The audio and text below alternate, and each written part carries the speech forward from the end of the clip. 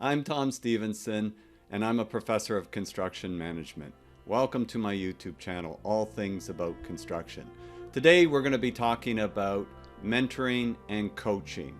We'll be talking about what's the difference, how in a construction business, mentoring and coaching can really accelerate the learning in your people, help to form better teams, and if you're an individual, how seeking out a coach, how seeking out a mentor will accelerate your career in construction, accelerate your career in pretty much anything, to be honest with you.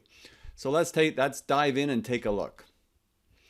So when I think about coaching and mentoring, and especially the coaching aspect, I think about, professional sports. Take your pick. There's great coaches everywhere.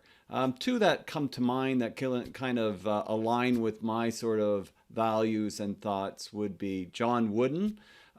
Historically, he was the coach of the UCLA Bruins in the 1960s and 70s, was able to achieve 10 NCAA championships in basketball out of 12 seasons. Quite the accomplishment.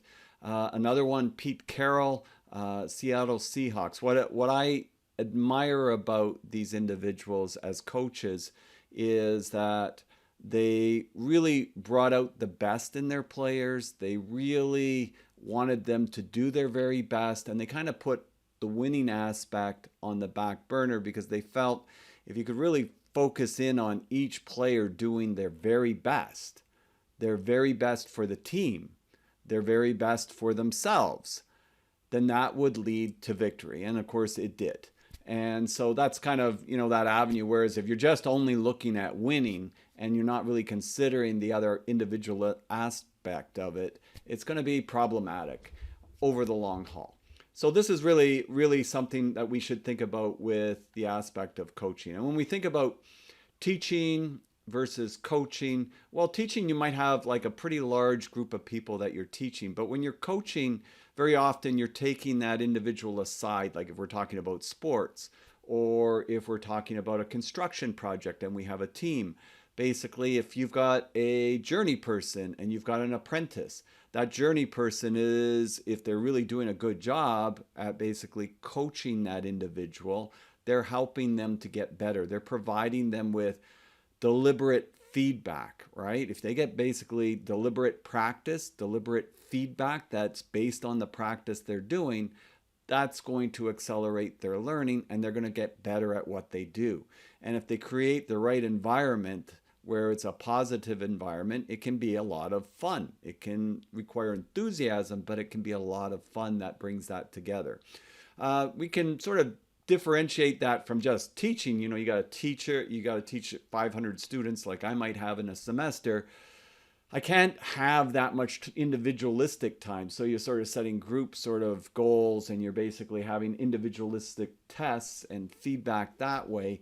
But it's not quite the same as coaching where you're actually helping that individual one-on-one and you're adjusting. And you don't have to exactly fit to a specific curriculum. So it differs in that way if you're wondering that.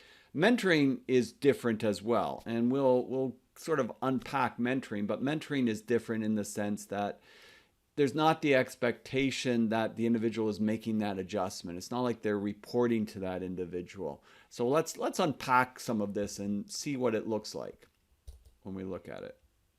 All right, so we're working on specific goals, providing timely feedback, as I said. You're asking lots of questions. So if you're a good coach, you ask lots of questions. You want to sort of dive into what's going on, what's the knowledge base the person has. So like if you're a construction manager and you have like a project coordinator and you are helping them, you want to ask questions with whatever it is that you're helping them with to kind of get a good understanding of where they're at so you know where you can begin. And making those adjustments based on what they're telling you. If you're not asking questions, you're not getting that feedback and you don't know necessarily where you need to begin or what they really need, right? So the coach really wants to understand what they need so that you can provide feedback that they can try and you can see how that works. And of course, over time, they might have to try many times before that becomes part of their system, before it becomes part of who they are and what they do and how they do it. And so that takes some time period in there. The other thing with a coach, you want to think about, it's over a period of time that you might be their coach. They might be reporting to you for this project. So maybe that's going to be a 2-year project. That's over a period of time generally. It could be a longer time, but it could be a shorter time as well. So you definitely want, if you're going to have somebody coach you, well, you want somebody that you respect and that's respectful of you. So you could think of it that way. Like, do I respect this person that's giving me this information? Do I think they have a good knowledge base? Do I respect that knowledge base? And do I feel that I can learn from them? You want somebody that's enthusiastic for what they're doing. So if they're coaching you, it works both ways. If I'm a coach, I want somebody that's enthusiastic, that's trying to learn something, not somebody that's kind of resistant to it, right? At the same time, I want, if I'm the individual that's learning, I want a coach that's really sort of excited about what they're teaching. You know, somebody that's excited about the construction industry, somebody that's excited about plumbing, somebody that's excited about electrical work. It's fantastic. You know, if you're an apprentice and you have a journey person, then they're really into what they do and you have a lot of respect for them and they do it really, really well. Also, you know, you want somebody to sort of say, well, this is what we're going to try and strive for. This is setting goals. And, you know, I talk a lot about goals, SMART goals, etc., specific, measurable, attainable, realistic, time-bound in some of my other videos. And that's important. That's important so that we have something that we can strive for, right? And over time, obviously, that coach starts to know where you need work and where you don't, and where to focus in on for the greatest benefit for the time that you have. So basically to capitalize on that time. And that helps you to focus in on whatever it is that you're actually doing it as you go along. So a good coach is a good leader. You know, you want to look at it that way. And we've talked about leadership in previous videos as well. But a good coach is going to be a good leader from that perspective. And they're going to be optimistic. You know, they're not going to be demotivating you. They're going to be actually engaging with you, and that engagement should lead to motivation. You can see how this could help a company, right? If like you're coaching people and they feel that you have their best, you want the best for them from what you're teaching and from what they're learning, and you're providing feedback. And sometimes the feedback is going to be negative, right? But if they feel that you're trying to help them to be better, it opens up worlds for them and worlds for the company. So you want to be thinking about that. If you're on the learner side right now where you need somebody that's a good coach, then think about what are those elements that make a good coach. And if you're then moved up and you transition, now you're a leader, how can you coach and benefit others that are working, reporting, that you're interacting with? And that can be really, really helpful for that business. Construction businesses need more of this. Mentoring. Okay, well, mentoring is passing your experience. So it's not as direct as coaching. You know what I mean? Like, you're not sitting down and going through, you know, this RFI process and what's the best way to provide feedback and how to write it down, how to document it, or how to fill out this change order form and how to go. Mentoring is more you're providing advice because you're in a pretty significant position of knowledge for whatever the person you're providing advice needs. You have done their pathway in the past. So you're providing what you've learned, and you know, it's up to them how they interpret that. It's up to them how they apply that. You're not watching their every step. You might have a, mentor might be that I know, that individual asked me to be their mentor and we're meeting on a regular basis and you're providing feedback, but it's more spaced out. It's not as close as coaching is, but it can be very, very, very valuable, right? Especially on the big picture kind of advice. You know, what direction should I be thinking about going? What are some of the pieces to this puzzle? Can be really, really helpful. So mentoring really is good from that point of view. And, again, you want somebody that's open, transparent, wants to share that information, wants to send the elevator back down to help somebody else up. so to speak, as the saying goes. Somebody that got into that position for all the right reasons, and so they're well respected in the industry.